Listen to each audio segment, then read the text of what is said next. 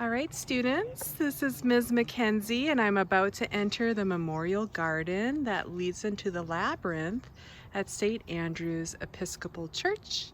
And we have a visitor right here with us. And what's your first name again? Do you want to introduce yourself? I'm Julie Smith. I'm the administrative assistant here at St. Andrews. Okay, and how long has this garden been here? The church has been in Florence since 1952. I believe shortly thereafter they did the garden. And it sounds like it's a community upkeep project. It's a community upkeep project within our church, but we have a lot of people, a lot of groups that come in and use our labyrinth, especially during all the winter solstice, the fall solstice, spring, and summer. So it's open to anyone. You don't need to reserve the space. It's just kind of first come, first serve, show up and enjoy. And it's open 8 a.m. to 5 p.m. daily. 8 a.m. to 5 p.m. daily. Now I just took a left. Is that the right direction? That's correct. Okay, so I'm following along, and there are little meditative, gorgeous spots to enjoy. Garden benches. Oh, look at the beautiful floral and fauna. A Celtic cross. That's a Celtic cross. What is this little area over here? This area is our interment. Okay. Where we have past parishioners or family members that are interred here. Okay. Their ashes are, and families can come and visit. Okay, lovely. And they have a bench to sit and think.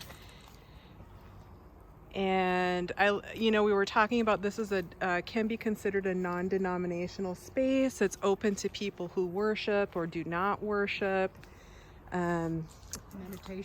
Meditation. Lots of little gorgeous nooks and crannies. And now we are entering the labyrinth portion. So this is what the labyrinth looks like when you pop out through the garden. And lots of benches. And we have one of our labyrinth caretakers. Do you want to introduce yourself? I'm Mark. I like helping out here, and you caught me making my morning coffee today.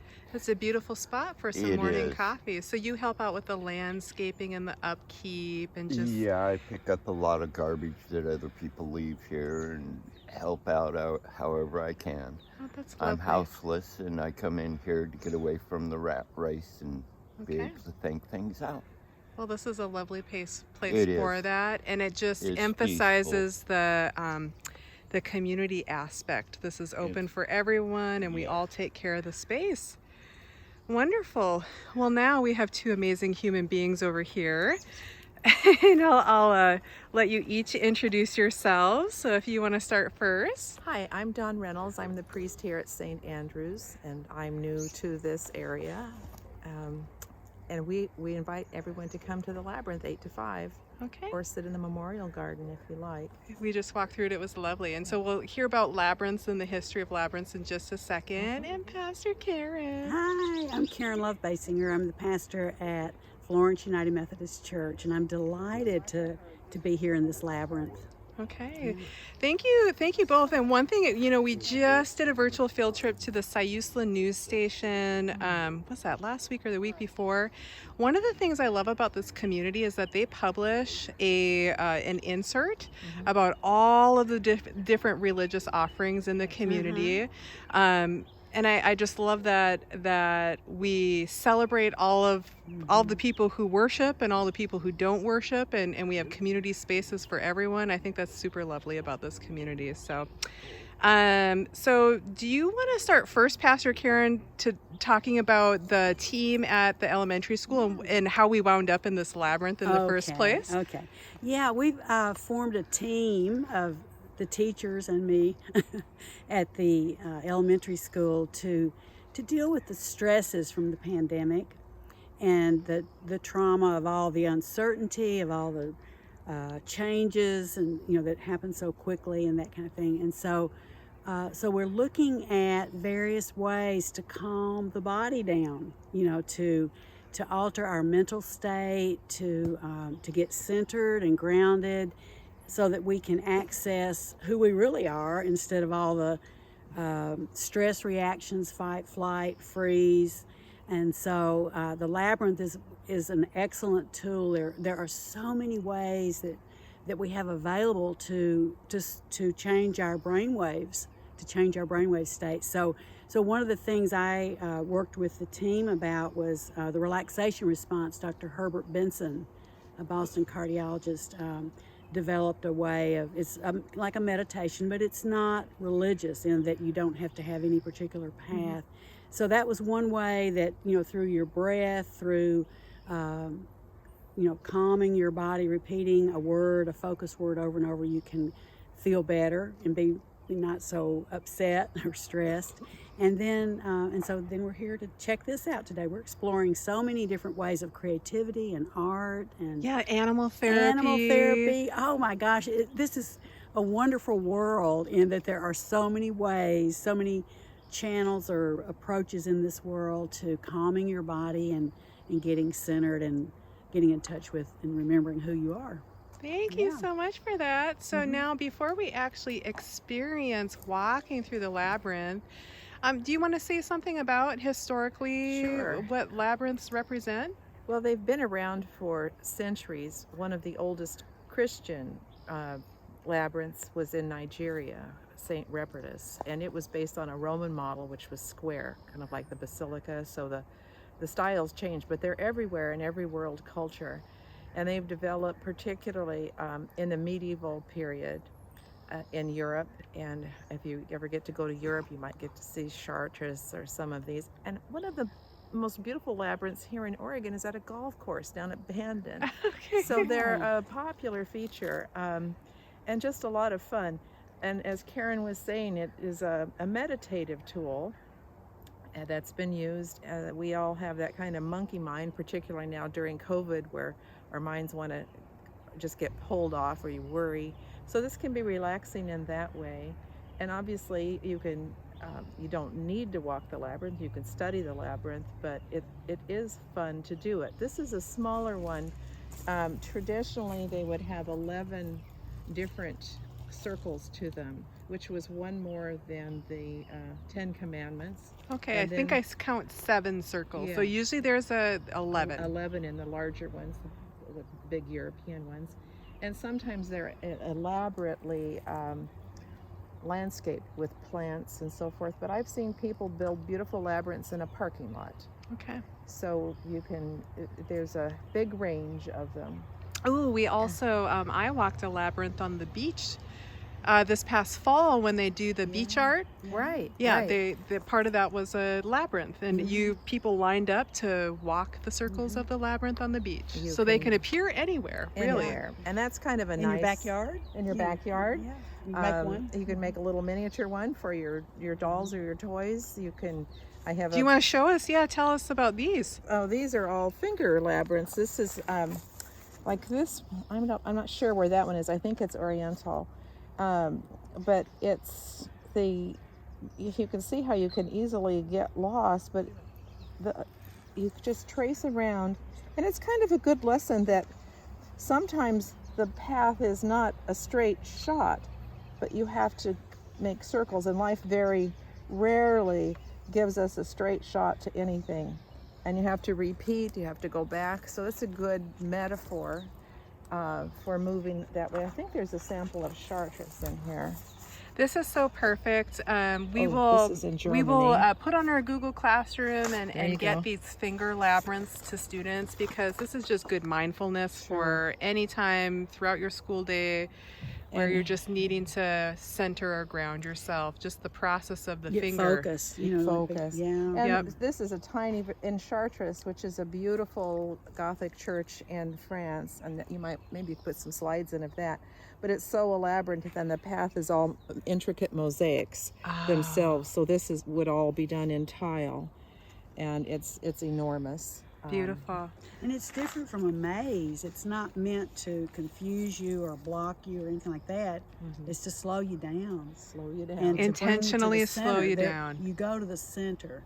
Okay. And yeah. There is a the maze would be like the labyrinth that was built in the Greek myth of the Minotaur. He was Oh, the, Daedalus and Icarus, Daedalus, and yeah, it was designed by Daedalus, and the king of Greece had a son who was half man and half human, and very dangerous. He liked to eat people, so I guess that qualifies A little as dangerous risky for us. Yeah, and so they kept him in this complicated labyrinth, but that's a different thing, and one to be avoided. And the person who finally figured it out was smart enough to leave a string, so he went in, killed the Minotaur, and was able to get out. Okay. Yeah. It was an Aeschylus. Anyway, so this is a different kind. This is not dangerous, just fun, and can be a pretty experience. And you can build one at home. You could use tin cans or I love blocks or it. I whatever. love it. So should we experience and I'll just kind of follow? Oh, sure. Because of my meniscus. Now, if I wanted to make a straight run for it, obviously this is the most direct path. I just do that. Oh. But where's the fun, right? Yeah. So you can sit here and look, and we probably need to. This can be the goal, but the goal of the labyrinth, essentially, if you're walking it backwards, is to get to the center or to get back to where you were. Maybe you want to retrace your steps.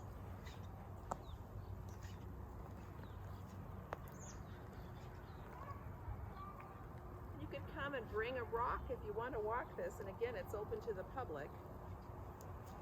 And I'll you can repeat put that your one more own time. rock. Open to the public, 8 to 5. You do not need to be a member of any particular church. You can worship or not worship. Non-denominational experience for all community members. And it's soaked in good energy, I think. It is totally good energy. I have to tell you, just the recording, just the screenshot I have right now is literally bringing me joy, just watching you. I'm going to pull up this baby tree, maybe and plant it somewhere else.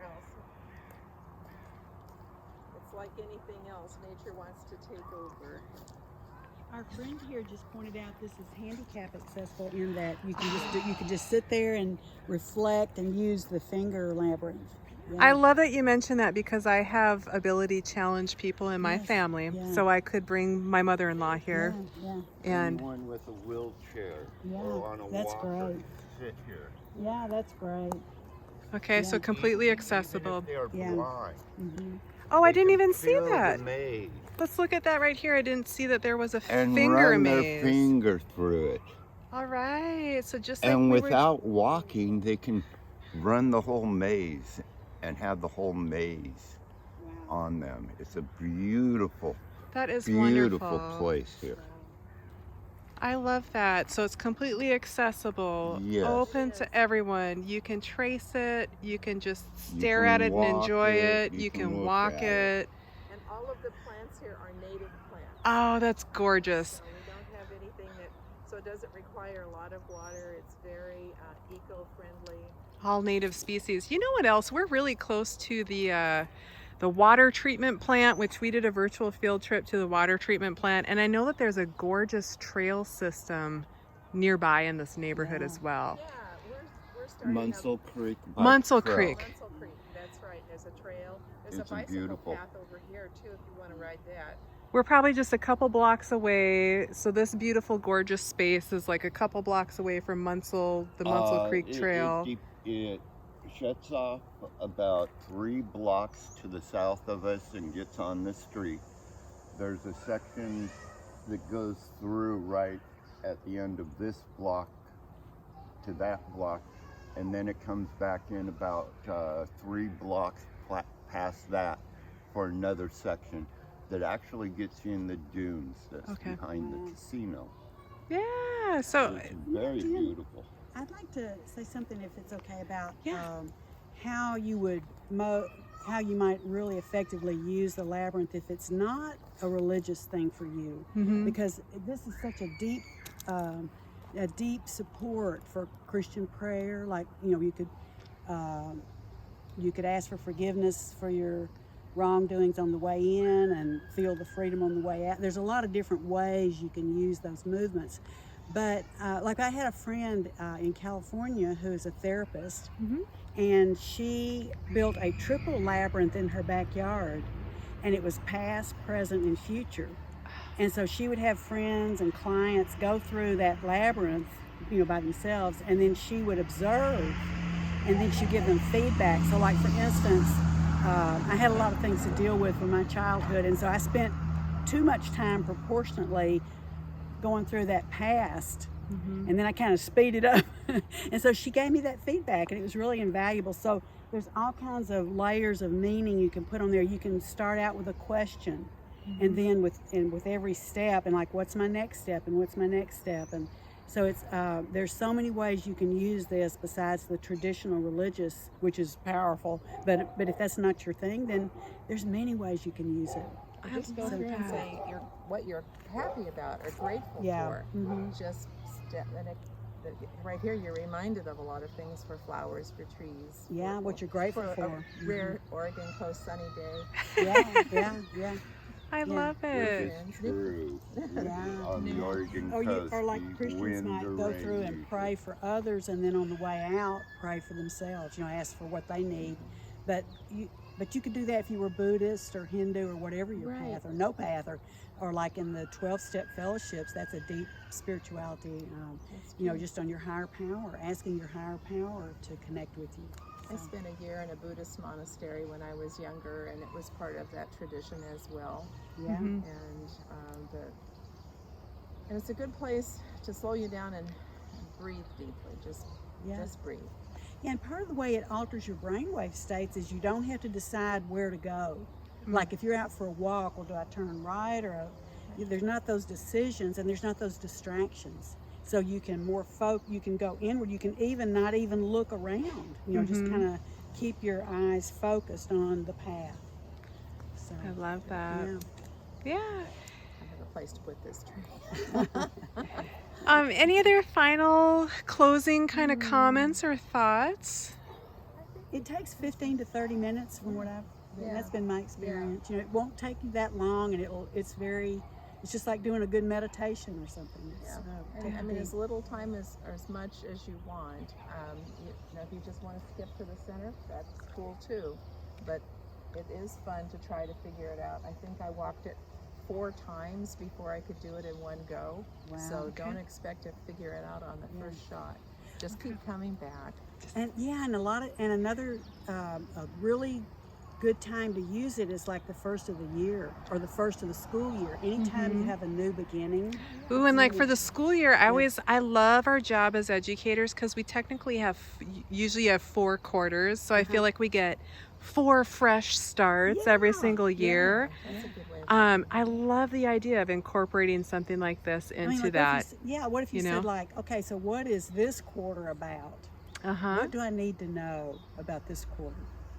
So I love that. Yeah. So I do want to give these to you. And, there's actually a National Labyrinth Day, and it's May 1. Oh my goodness. We just missed it. Yeah. You know what? I'm going to put it in my May newsletter though, because I haven't sent that out yet. So I love that. Yeah, we're in the first week of May. And if May falls on a school day next year and we're through with COVID, I invite you to come back for that, and we'll prepare. Just stay in touch with me. We'll prepare treats and walk the labyrinth. Yeah, well, that is amazing. And I will just say, to wrap up, I feel more relaxed and more grounded, and I feel love and light in my heart just from having this conversation with you all today. Seriously, I feel renewed, and this was a quick 30-minute visit over to the Labyrinth. And there's no divisions. Yes. In terms of no sides, it's like it's all circular and it's all connected. I love that. Yeah. So this absolutely made my heart happy today. So thank you so much. Bye, kids. Bye. Thank you.